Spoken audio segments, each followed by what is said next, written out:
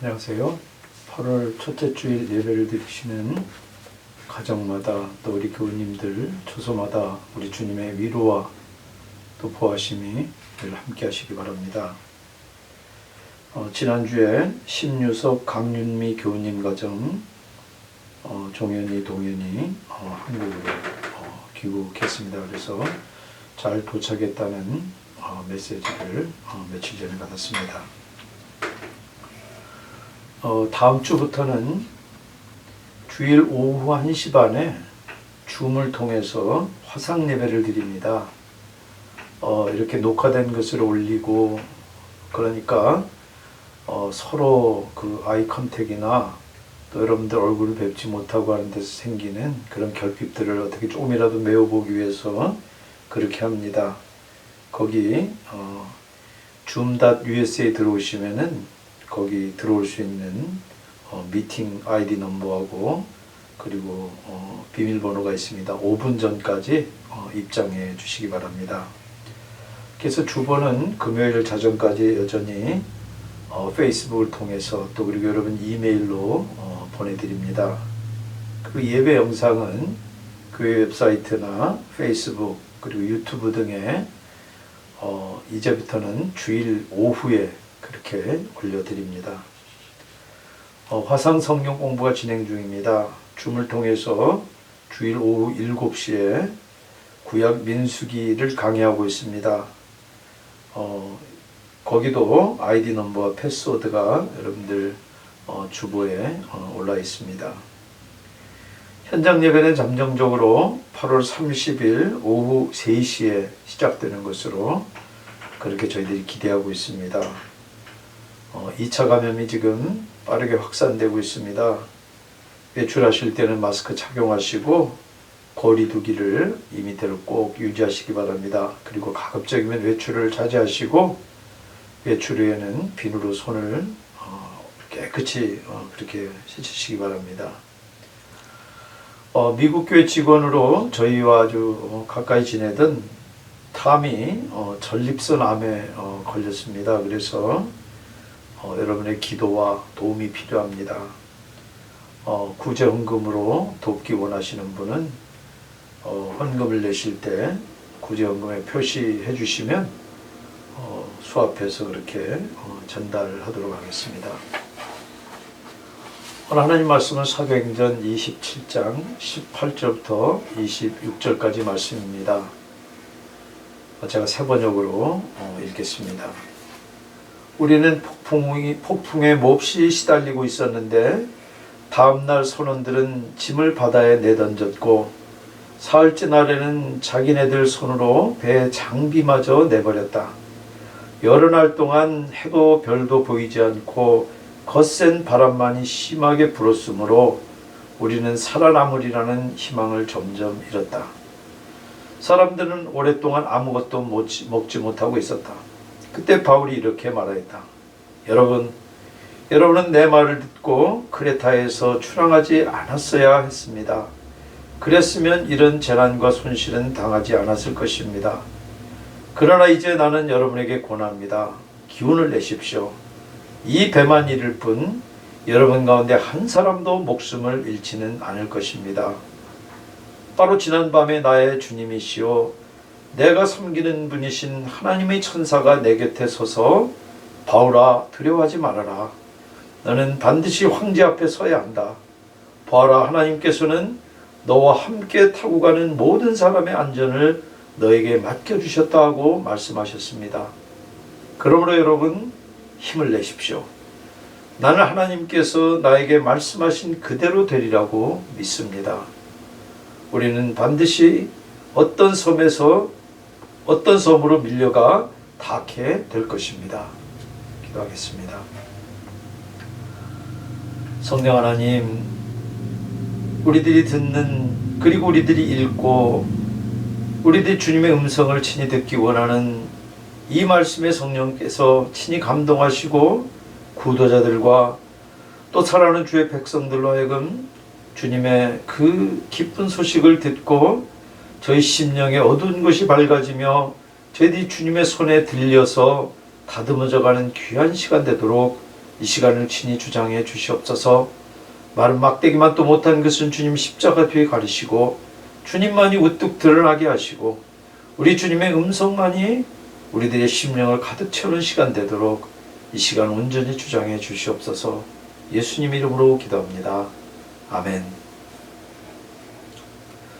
무리아항에서 바울이 이제 배를 갈아타고 알렉산드리아항에서, 이 북아프리카에 있는 알렉산드리아항에서 출발해서 로마로 가는 그런 화물선 배를 갈아탑니다. 주로 나일강 삼각주가 그 당시에 곡창지대인데 거기서 생산된 곡식을 운반하는 그런 화물선입니다. 배는 아름다운 항구를 지나쳐서 계속 항해합니다. 로마인들은 9월 중순부터는 바다에 잘 안 나갑니다. 그리고 11월 초순이 지나서 바다에 나가는 것은 자살행위로 여길 정도입니다.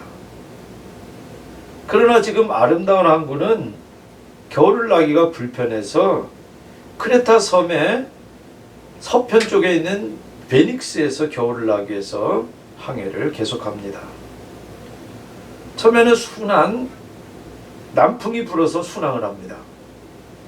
순풍은 이 크레타 섬 남쪽 해안을 지날 때 광풍으로 돌변합니다. 늦가을 지중해에 자주 나타나는 유라굴로입니다. 유라굴로는 거칠고 강할 뿐만 아니라 북동풍입니다. 역풍입니다. 물론 바람을 이용하는 범선은 역풍을 이용해서도 지그재그로 항해하는 방법이 있습니다. 그렇게 해서 해안선을 따라서 서쪽으로 나가서 지금 원했던 그 베닉스까지 갈 수 있지만 그 역풍이 광풍일 때는 돛을 세울 수조차 없습니다. 그랬다간 배가 넘어지고 맙니다. 결국 해안선에서 점점 멀어져서 깊은 바다로 밀려나던 배는 광풍을 못 이기고 결국 방향을 잃고 표류하고 맙니다. 범선이 표류할 때 최후 수단으로 배를 가볍게 해서 무게 중심을 위로 띄웁니다. 그래야지 침몰을 피할 수 있습니다. 그래서 운반하던 그 무거운 화물까지, 사실은 이제 배가 가는 게 화물 때문에 가는 건데 화물까지 바다에 다 던져놓고 사흘째는 배 쓰던 장비마저 버립니다. 그래도 광풍이 계속 부니까 그것도 소용없어요. 10하루를 표류할 동안에 낮에는 해도 밤에는 별도 없이 풍랑만 지금 계속입니다. 그러면 결국 배가 어디로 향하는지 방향조차 가늠할 수 없습니다. 결국 승객은 물론이고 선주나 선원들마저 살아날 소망을 포기합니다. 항해 전문가들마저 두 손 두 발 다 들고 포기한 그런 절박한 상황입니다. 그러면 결국 바다에 빠져서 물고기 밥이 되는 수밖에 없습니다. 여러분들 주어를 보십시오. 주어가 우리예요. 누가조차 지금 살 소망을 포기했다는 얘기입니다. 누가는 지금 유라굴로 광풍과 싸우고 있는 이 장면을 아주 드라마틱하게 소설처럼 지금 웅장하게 기록을 합니다. 그 자체로 1세기 항해일지로도 탁월합니다. 그래서 우리가 오늘 이 본문을 읽으면 아주 재밌습니다. 그러나 누가는 지금 다른 뜻을 마음에 품고 오늘 이 장면을 기록한 것이 분명합니다. 지금 사도행전의 이 클라이막스를 향해서 치달리고 있는 이 지점에서 본인이 직접 겪고 있는 이 광풍의 경험을 세상이 처한 절박한 상황하고 비슷하게 지금 기록한 것입니다. 승객들은 세상 사람들과 같아요. 무서운 이 유라굴로 광풍은 하나님의 진노와 피할 수 없는 심판과 같아요. 그런 절박한 처지의 배에는 세상의 정치, 경제, 사회, 문화적인 세력을 대표하는 사람들과 항해술에 뛰어난 선원들까지 있지만 누구 하나 그 맹렬한 광풍을 잠재우고 승객들의 재산과 생명을 구할 수 없습니다. 여러분들 지금 눈에 보이지 않는, 그래서 가짜라고 외치면서 부인하는 그런 사람들까지 있는 이 코로나 바이러스 앞에 온 세상이 멈췄습니다.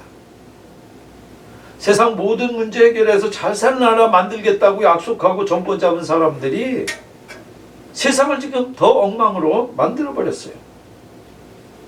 그러면서 또 뽑아달라고 지금 표를 구걸합니다. 세상 여기저기에 전 세계적으로 광풍에 살아날 소망마저 잃는 사람들로 가득합니다. 심지어 누가까지 소망을 잃어버린 것처럼 믿는 사람들조차도 인내심이 바닥이 나고 주님에 대한 신뢰가 흔들립니다. 세상이 도대체 어떻게 될지, 주님의 피값으로 세운 이 교회들은 어떻게 될지. 누가는 지금 이 장면에서 그 위기를 벗어날 유일한 길은 바로 바울의 말을 따르는 것뿐이라고 기록합니다. 지금까지 누가는 바울을 이방인의 사도로, 그리고 피고로, 그리고 증인으로 소개해왔습니다.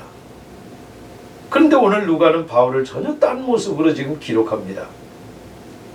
276명에 가까운 이 불신자들 앞에 서 있는 상식 있는 보통 크리스천으로 바울을 소개합니다. 물론 보통 사람이지만 타고난 리더십도 그대로 드러납니다. 여러분들, 바울은 이미 3차례 선교할 동안에 지중해 여러 곳을 누비면서 11번이나 지중해를 경험한 경험이 있습니다. 여러분들, 바울같이 그렇게 치밀한 성격에 자기가 선교를, 자기 지금 여행 가는 것도 아니고 하나님의 일을 하러 가는데 선교여행 닥치는 대로 그렇게 대충 절대 하지 않을 성격입니다. 적어도 준 전문가 수준으로 지중해 항해에 필요한 바닷물의 흐름이라든지 바람의 흐름이라든지 계절에 따른 변화 같은 그런 지식과 정보를 수집해서 항해에 참고했을 것이 분명합니다. 그래서 9절에 배 떠나기 전에도 출항하지 않는 것이 좋겠다라고 하는 나름대로 정확한 그런 의견을 제시한 것이지, 자기가 알지도 못하는 이 얘기 저 얘기 지금 그런 느낌이나 기후를 지금 제시한 게 아닙니다. 그러나 백부장은 선장이나 선주 말을 더 믿고 바울의 말을 묵살했다가 지금 이 사단이 난 겁니다. 바울이 21절에 그 사실을 상기시킵니다. 여러분은 내 말을 듣고 크레타에서 출항하지 않았어야 했습니다. 그랬으면 이런 재난과 손실은 당하지 않았을 것입니다. 비록 비전문가 의견이지만 바울이 맞았어요. 아마 이 일 이후로는 로마에 도착할 때까지 적어도 지중해 항해에 관한해서는 바울의 경험과 의견을 보다 이제 더 존중하게 될 겁니다. 그러나 바울이 이미 지나가 버린 이야기를 떠올리는 것은 내가 옳았지? 자기 자랑하려는 것이 아닙니다. 자기가 옳았다는 것을 입증하려는 의도가 아니라 이미 지난 일이라도 자기가 옳았다는 것을 떠올리는 그 이유는 지금 자기가 이야기하려고 하는 이 모든 승객을 격려하는 이 격려가 오텐틱하다는 거예요. 그 격려 권위를 높이기 위해서 지금 그 말을 바울이 하고 있는 것입니다. 바울이 지금 자기 개인적인 어떤 신비한 체험에 기초해서 격려하고 있지만 영적으로 어두워 있는 그 사람들에게는 무의미한 얘기예요. 그런 얘기는 안 믿는 사람들에게 하나님이 이러셨다, 그리고 천사가 나타나서 이런 얘기했다, 그게 무슨 의미가 있습니까? 자기들의 경험과 상식, 논리에 맞아야지만 바울의 격려가 설득력 있게 다가올 수 있어요. 그래서 지난 일이지만 바울이 배 떠나기 전에 제시했던 그 의견이 맞았고, 따라서 지금 바울이 하는 그 의견 격려도 비현실적인 낙관론이 아니라 현실성 있고 구체적인, 그러나 영적으로 얻은 사람들에게는 무의미할 수 있는 그런 증거에, 그런 팩트에 기초하고 있는 격려라는 사실입니다. 아무튼 복음이 전달되기도 전에 복음을 담는 그릇이 거북하면 복음에도 거부감이 생깁니다. 어느 선교단체에 속한 세 사람이 인도의 불교 성지에 가서 땅밟기를 했습니다. 땅밟기라는 자체도 전혀 성경적인 근거가 없지만은 기타 치면서 찬송 부르고 땅밟기 하다가 쫓겨났어요. 침묵하면서 정진하는 곳에 가서 큰 소리로 찬송하면서 잡신 물러가라고 통성기도까지 했습니다. 용감하게 무례해요. 그런데 사사시대에 기드온이 바알 신상을 박살냈으니까 지금도 절에 들어가서 불상 박살내야 되는 겁니까? 그런데 용감하게 무례한 태도는 복음에까지 거부감을 줍니다.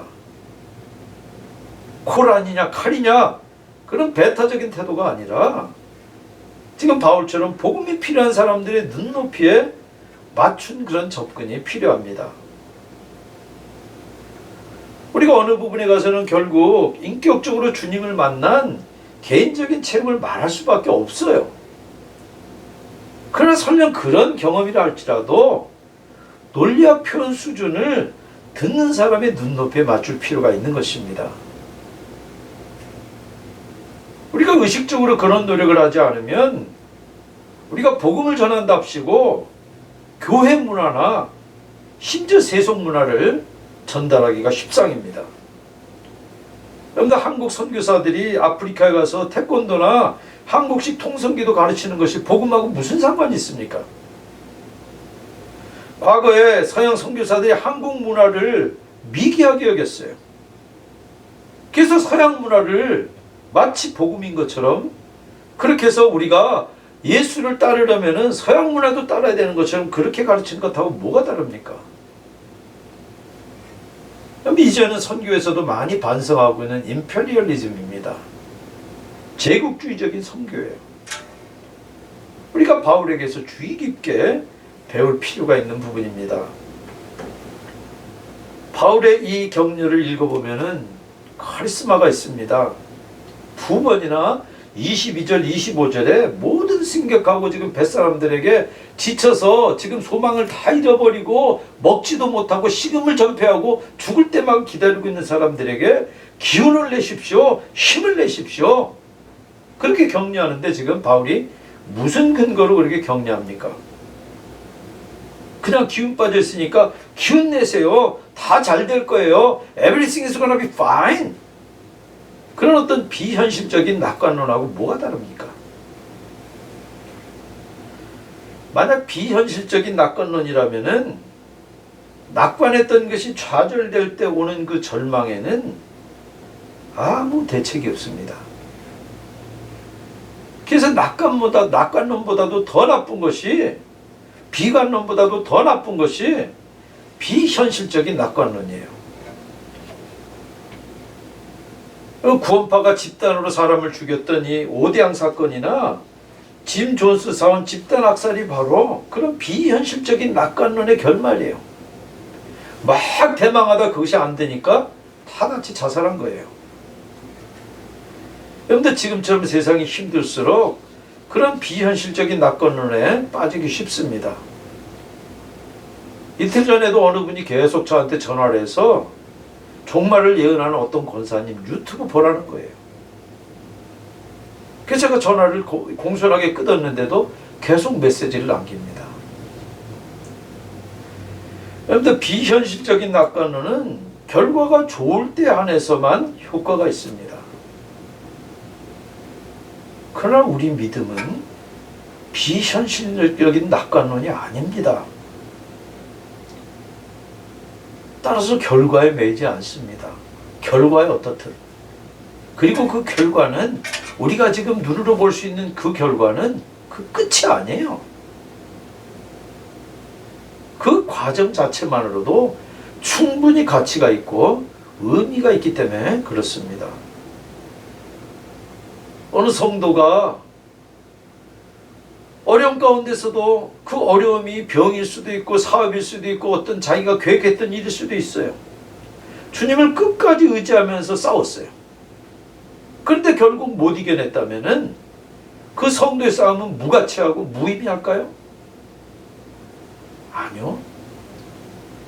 주님과 동행한 그 고귀한 싸움, 그 동행한 그 걸음걸음마다 실패 자리까지도 주님 손잡고 함께 간 그 발자국은 세상 그 무엇과도 바꿀 수 없는 고결한 가치가 있어요. 그래서 믿음은 결코 실패가 없습니다. 왜냐하면 그 걸음의 끝을 사람들은 볼 수 없어요. 고린도후서 4장 18절에 우리는 보이는 것을 바라는 것이 아니라 보이지 않는 것을 바라봅니다. 보이는 것은 잠깐이지만 보이지 않는 것은 영원하기 때문입니다. 바울은 22절에 이 배만 잃을 뿐 여러분 가운데 한 사람도 목숨을 잃지는 않을 것입니다. 바울이 무슨 근거로 지금 이런 확신을 줍니까? 그런데 대부분의 확신의 근거는 이해되지 않습니다. 경험될 뿐입니다. 확신의 근거는 이해되지 않습니다. 경험됩니다. 바울은 23절에 바로 지난밤에 나의 주님이시오 내가 섬기는 분이신 하나님의 천사가 내 곁에 서서 바울아 두려워하지 말아라. 너는 반드시 황제 앞에 서야 한다. 보아라. 하나님께서는 너와 함께 타고 가는 모든 사람의 안전을 너에게 맡겨주셨다 하고 말씀하셨습니다. 반드시 황제 앞에 서야 한다는 약속은 이미 받았고 그걸 또 확인해 주셨어요. 그리고 간밤에 천사가 격려하면서 24절에 바울이 지금 함께 타고 가는 이 사람들을 품고 중보 기도한 것 같아요. 그런데 바울의 그 기도의 응답으로 모든 사람의 안전을 바울에게 맡긴다는 그 응답을 받은 것이에요. 그것을 기초로 해서 지금 바울이 이 확신을 가지고 지금 이 사람들을 위로하고 격려하는 것입니다. 바울은 지금 이해를 초월한 그 경험을 토대로 그 확신에 이르렀고 그 확신에 따라서 지금 모든 승객과 백사람들의 현실적으로 지금 안전을 격려할 수 있는 것입니다. 단지 지금 어떤 신비한 체험이나 어떤 기도응답만이 아니에요. 검증 불가능한 어떻게 해서 그냥 떨어진 것이 아니라 주님의 약속 그리고 그 약속하신 분의 그 성품 거기에 기초해서 26절에 비록 한 섬에서 배는 가라앉겠지만 그 약속을 지킬 것을 바울은 굳게 믿고 거기에 토대로 해서 격려하는 것입니다. 그리고 바울이 그 믿음대로 그대로 됩니다. 왜냐하면 그 약속은 왜냐하면 그 확신은 그 약속하신 분의 그 인격과 그분의 말씀에 토대하기 때문에 그 어떤 반석보다도 더 단단합니다. 한 중년 부부 아내가 시력이 나빠서 수술을 받았는데 수술이 잘못돼서 그만 시력을 잃었습니다. 남편이 매일 아내 직장까지 먼저 출근시키고 또 일과가 끝나면 아내를 퇴근시키고 그렇게 했습니다. 어느 날 아내에게 남편이 서로 직장이 너무 머니까 혼자 한번 출근해 보세요. 아내는 남편 말에 상처받고 믿었던 남편에게 배신감까지 느꼈습니다. 그래서 이를 악물고 그때부터 혼자 출근했습니다. 지팡이를 짚고 버스에 오르내리면서 넘어지기도 많이 하고 울기도 하면서 혼자 다니는 훈련을 시작했습니다. 2회가 지나서 어느 정도 익숙해서 버스에 오르는데 그 버스 기사가 참 보기 좋아요. 예? 매일 남편이 뒤에 앉았다 직장 들어가는 걸 지켜보면서 등 뒤에서 손을 흔들어 주니 참 보기 얼마나 좋아요. 사랑하는 여러분, 우리는 종종 우리가 겪는 실패와 좌절 때문에 그리고 우리가 처한 답답한 현실 때문에 주님이 선하신 사실을 의심합니다. 저도 의심할 때가 있습니다. 그리고 약속하신 말씀을 야속하다고 불평하고 때로는 배신감을 들 때가 많습니다. 그러나 주님은 당신 인격과 당신 하신 말씀처럼 지금도 흔들림 없이 반석처럼 우리를 지키십니다. 우리가 넘어지는 모습을 안타깝게 바라보시고 우리가 씩씩하게 걸어들어가는 모습을 볼 때는 손을 흔들면서 기뻐하시는 그 변함없는 성품으로 우리가 인생의 풍랑을 만나서 죽을 것 같은 그런 상황에서도 흔들림 없이 지금도 우리를 지키십니다. 여러분들, 우리의 확신은 비현실적인 낙관이 아닙니다. 실수가 없으신 주님이 계신 한 우리는 잘못될 수 없기 때문입니다.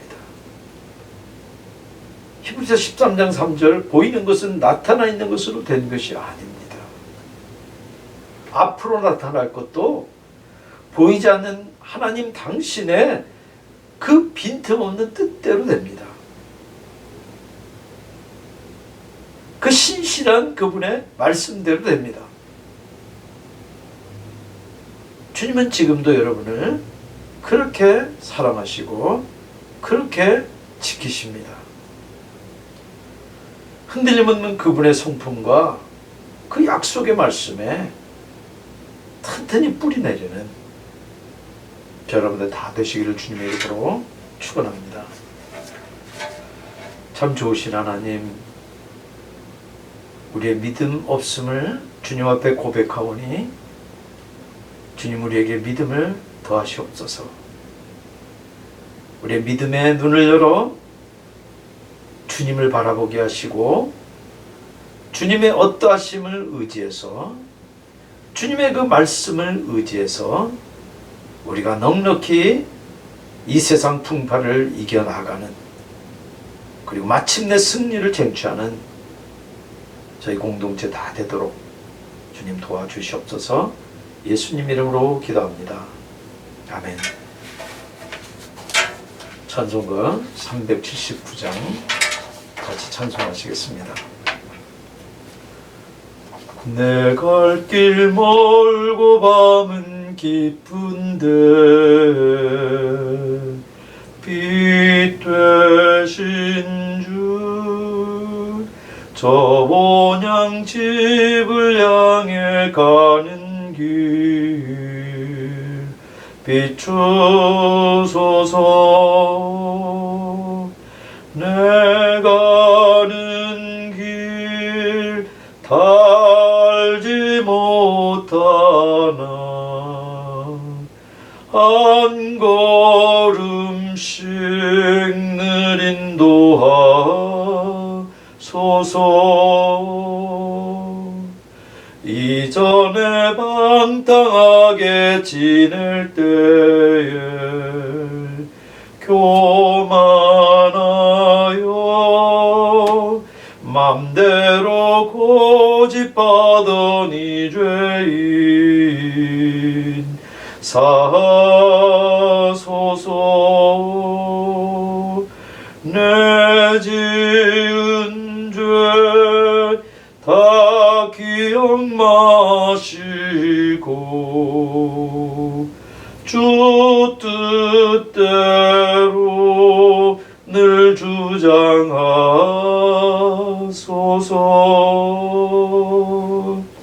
이전에 나를 인도하신 주, 장래에도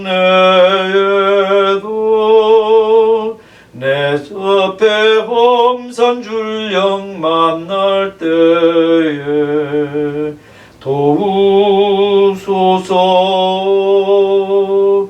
밤 지나고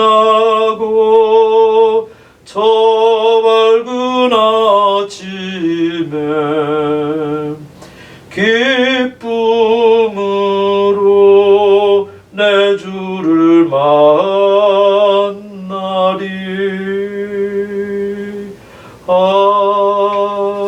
아멘. 지금은 반석이신 우리 주 예수 그리스도의 크신 은혜와 우리의 그 아들을 아끼지 않고 내어놓으신 하나님아버지의 측량할 수 없는 사랑과 성령의 위로 교통 충만하심이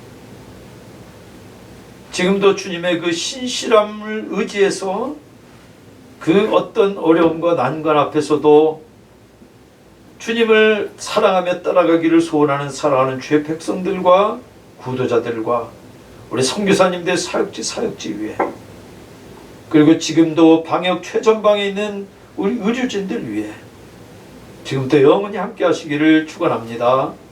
아멘.